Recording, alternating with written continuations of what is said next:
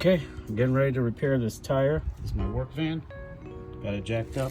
Got the air hose ready. Let me go ahead and take this cap off. Plug a tire. You got your tire plug. It comes in a kit. You can buy the kit at Harbor Freight. And then this is the cleaner for the hole. I got my pump ready. Go ahead and put some air in the tire.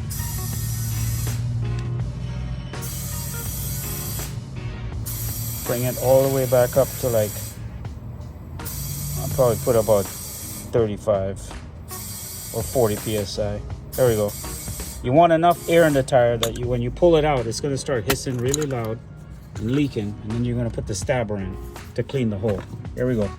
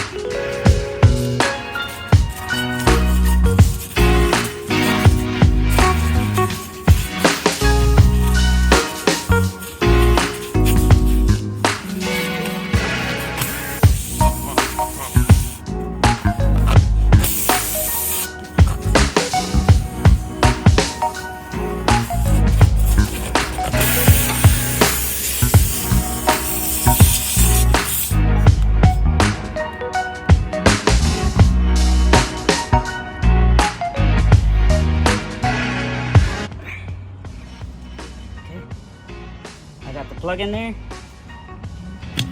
Oh. Well, that sucks.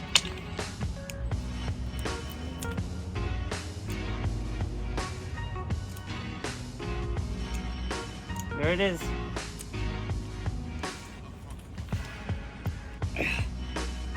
You can cut it, but it's already so far in there, I think we'll be fine.